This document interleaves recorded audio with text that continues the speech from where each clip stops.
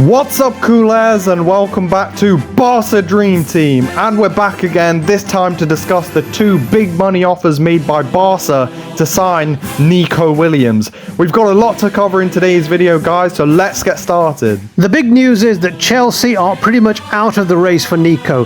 They really like the player, but are put off by his €58 million release clause and salary demands. So obviously that puts us in a great position, but we have to act fast. The €58 million release clause is such a small fee for any Premier League club.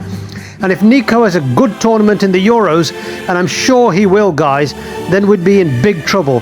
So it really is a race against time. Now, with that in mind, Barça have submitted their first offer to Athletic Club. €40 million is on the table, and we're willing to include Inigo Martinez in the deal. Why Inigo Martinez? Well, he would fit in with Athletic Club's Basque players only transfer policy. He has been a very dependable player for us, but like we always say, centre-back is the one area where we have so many quality options. Our depth in that position is so excellent that we can afford to move Inigo on. But just as Barça expected, this bid was quickly rejected by Athletic Club. The offer was mainly just to test the water and see what kind of figure it would take to sign Nico. So in the past few hours, we've submitted a second offer to Athletic Club, raising the fixed amount to 55 million with 10 million in variables. Big money on the table now, guys.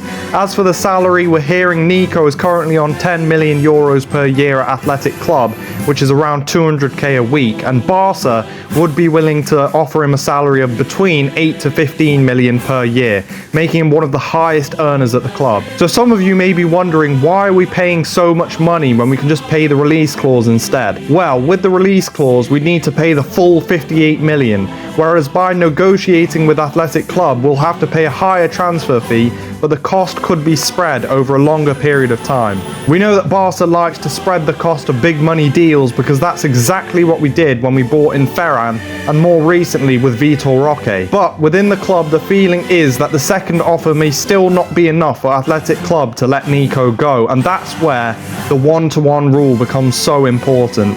Over the last couple of weeks, we've seen Chadi Riyad moving to Palace, and we get 7 million from there. We're getting 6 million from Chelsea as they look set to trigger Marc Guiu's release clause, and we're expecting upwards of 15 million from the sale of Mikel Fade to Porto. So when we do return to the one-to-one rule, which is expected to be sometime this week, then we can use all of that money for transfers. So obviously Barca know this is very important in the deal for Nico, but let us know your thoughts in the comments down below, guys. Do you think we're offering too much for Nico, or is he worth what we're paying? For me, I think the minute we get back to the one-to-one rule, we must wrap up this deal, pay the money and don't look back, because this is an excellent player we're talking about here. He's got pace, power, creativity, and the ability in 1v1 scenarios to really boost us on the left wing. So if you like this video, guys, and you want to stay up to date with Hansi Flick's Barça Dream Team, make sure to hit that notification bell, subscribe to BDT, and we'll see you next time. Visca el Barça!